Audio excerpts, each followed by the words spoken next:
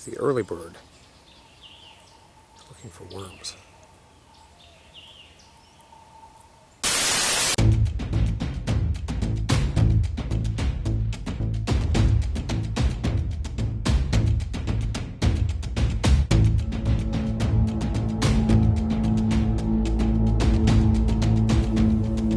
Okay, here we go again. Solo day 3. It's been just a few days since I was here before. Wall still looks good. I originally thought, the skies are overcast this morning, and it'd be a good time to get the profile out of the way, and I could just add to it later. But I'm having second thoughts about that now because the sun is starting to peek through, which means it's going to start casting shadows. And by the time I get this all cleared off and ready to go, I will have been tromping on the feature and putting dirt and everything down here. So I think it might be better to just go ahead and, reach for the sun and try to get the feature done and get down as far as I can, and plan on profiling this in the afternoon. I'm going to try to spray some water to keep that really dry part damp, but the rest of it looks okay. With any luck, I'll get all this done today, get at least some temporary wooden protection on there, and be able to start on the block. But at least I'm going to deal with that feature, get the profile documented, get some wood up there, and call it good. So if that is a Guilford Age feature, I'm guessing that's one of very, very few. Surely there are some that have been excavated, but I couldn't tell you where off the top of my head. But I know that the radiocarbon record for Guilford is very, very thin. So it seems very likely to me that the intact feature record is also very thin. So I'll talk about how I'm going to deal with that once I get it uncovered, and we will walk you through feature excavation. This is not going to be the textbook feature. You can already tell just by how diffuse it is. It may be very shallow. There may not be a whole lot to it. It may be nothing but an old burned tree or something like that. But we don't know until you look. That's the thing. It's the same reason why you have to play the game to see who's going to win. You have to actually investigate these things, each of them on their own, and determine what they are based on their own merits. So, that is what we shall do. Well, the diffuse light is helping me see this better. I wasn't imagining things. There's definitely kind of a reddish area there. Not sure about that little spot. That spot right there, I think, is lamellae. That one is kind of a more, it's a different color, same color brown as this. So, when I say feature, the simple definition of a feature is non-portable evidence of human behavior, activity, whatever. So features are things that you generally can't take back to the lab, unlike an artifact. So this is possibly a part of a pit that was dug into the ground, or some other kind of disturbance made by humans, could have been made by animals. We won't know until we investigate it. So the typical way that we go about trying to figure out what these are and documenting it as we go is to map it in plan view, which is this, and then to cross-section it so we can see what shape it has in profile. If it's an animal burrow, it'll often go, off to one side or be irregular, kind of like that thing does. If it's a human-made pit, it'll usually have a pretty regular shape. It'll be somewhat symmetrical.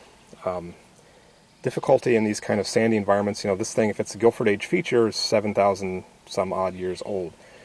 So all of the models that are created by insects and roots and worms and that sort of thing are also those same kind of disturbance processes that are affecting the regular sediment are also affecting the feature. So they would have, the boundaries of this thing have been crisscrossed and stuff has been moved around for thousands of years, small ways. As things intrude and move sediment around and so on and so forth. So what you get is both a fading of the color over time and very blurry kinds of edges. So the actual pit itself, might be smaller than the disturbance or than the discolored area that we see here. So I think since I'm suspicious of this spot also, I'll probably put a line across there, bisect it. I'll give it a feature number. I'm not sure what I'll call that yet. Maybe a possible post hole. But first I will document it in plan, and I will show you our feature form. Alright, so this is the form we use, or I use anyway, for recording features. Each feature gets a unique number. This will be feature 18. I've been keeping a log in my notebook here since the beginning of our work at this site. So I'll fill in all this stuff, excavators, date, datum I'm using, all this sort of thing. This is where I will draw it and plan. Take some elevations. This is where I can draw my profile, or if it's more complicated, I can use a bigger piece of graph paper. Same stuff as the units in terms of sediment descriptions. And features are often more complicated, so more space for that. All of these forms that I use, I created for working here, based upon years of experience of having forms that were too long or too short or whatever, so I tried to strike a balance between getting all the basic information down, not getting too much, not getting too little. We also depend on our notebooks when things are kind of atypical to, fill in the blanks. Writing textually here, and it's one of the things that the students are supposed to be learning also. So anyway, plan map first. Okay, just to show you what's going on here. So I have put out a level line, so these will be my two mapping points. This will be the line across which we bisect these things. We'll take, this will be the southeast half of that and that, so we'll be able to see what they look like in profile. We're using an old-fashioned mason's line level here, so this becomes our elevation reference for these smaller scale excavations within the unit. So I will get a depth below datum of that line, and then everything that I map here in the profile will be in reference to that line, and that means that I don't have to keep going back, to the main datum and taking every little measurement with a 2-meter rod and that sort of thing. So I set this up. I did, kind of a rudimentary cleaning, took a picture with the photo board, and I'm going to get out a piece of graph paper, map exactly where all this stuff is, do more detailed sediment description for these, and then we'll be able to take out a half and get moving on it. Okay, so I have made my plan map. I decided to go with a piece of graph paper since I've got two things on here. I'm going to do it a little bit larger scale. I did some sediment descriptions there of what the feature looks like. I'd already described the sediment from the unit on the form. Then we got our possible post hole there. So the next thing that happens is we're going to bisect it along a line, along this line. So I'm just going to draw in my line right there.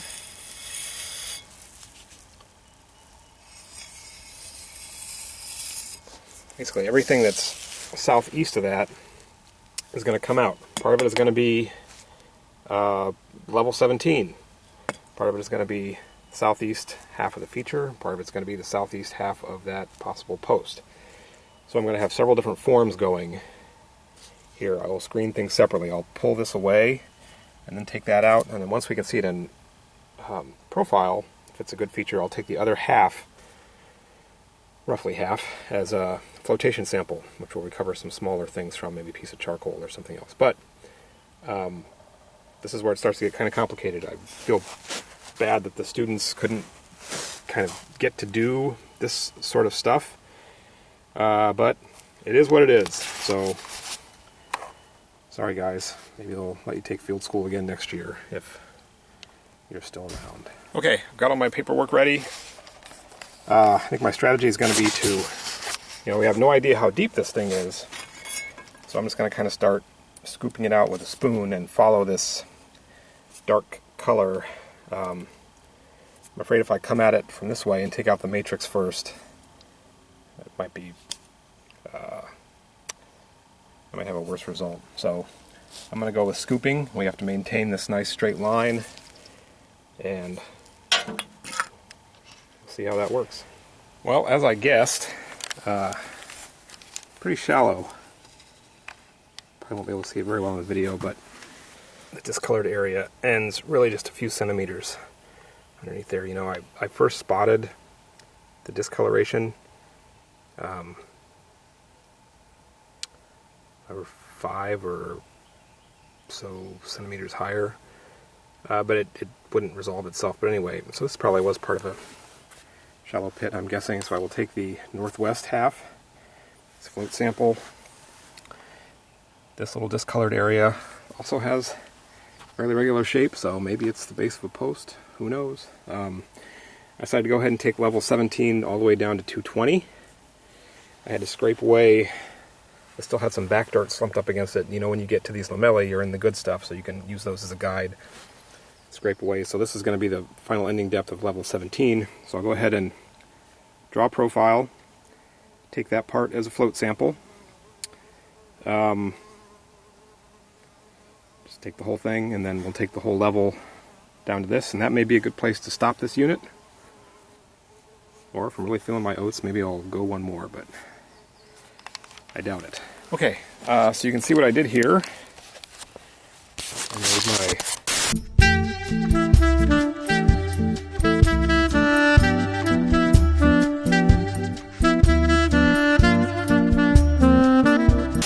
okay, so here are my tags for my float sample. I made 2 on flagging tape. One goes inside with the sediment in a plastic bag, and the other gets tied around. So we're just going to scoop out the dirt. I'll clean my spoon, use that. Try to only get what's in the feature and not the stuff around it. It's pretty shallow, so it'll definitely fit just in a little bit of this small bucket when we come close to filling it up. And then we'll take that back, and maybe someday I'll make a video explaining the process of flotation. But it's to recover very, very small things, including small lithic artifacts, stuff that would fall through a 1/4-inch screen. So we can get a sample of that, but also things that will float, like carbonized seeds and stuff like that, delicate stuff. So hopefully there's a good piece of charcoal in there somewhere. Then if there's an inclination, we can date that. It'd be great if there's an artifact in there to date too, but can't have everything, right? I blame Carol Baskin, quite honestly. Do you ever find yourself just talking for no reason? Watching the butterflies. Alright, like magic, I have drawn my profile drawing. I found 6 of what I think are pieces of charcoal. You know, they could be other kinds of smudgy organic things. Those are marked with the flagging tape. So I'm going to collect those, so that will give me an opportunity to date those 2 zones, should I choose to. Each thing gets piece plotted on the wall here. There's also like a piece of firecracked rock, and there's another one up there. Another thing up there I will give a separate FS number and mark it on the map. After that I will do some sediment descriptions and then evaluate where we are. See if I have time for that other wall, or if discretion would tell me to get everything wrapped up for the day. So we'll see.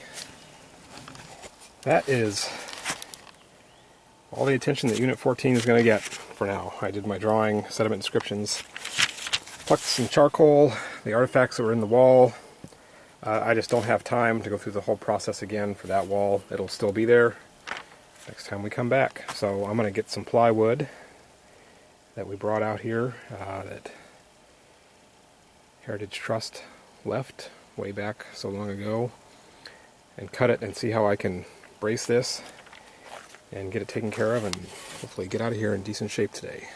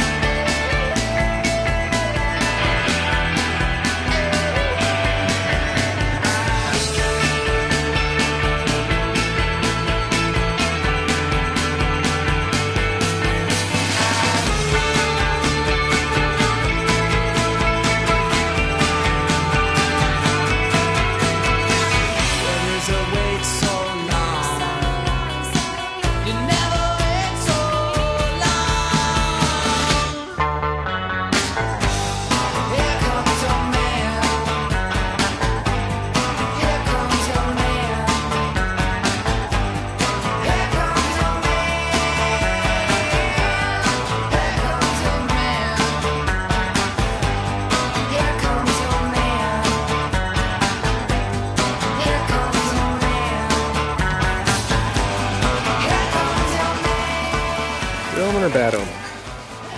Like the plastic back on here, and this guy was hanging out since he moved in there sometime during the day.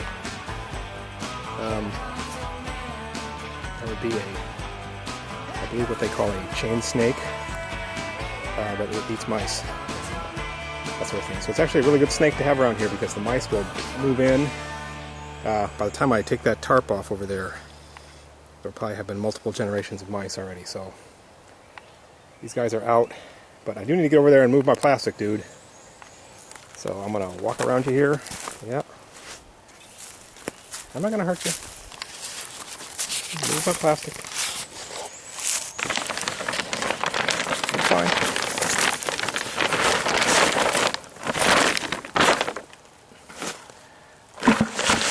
Now put that bucket there. I'll be out of your way. It's pretty.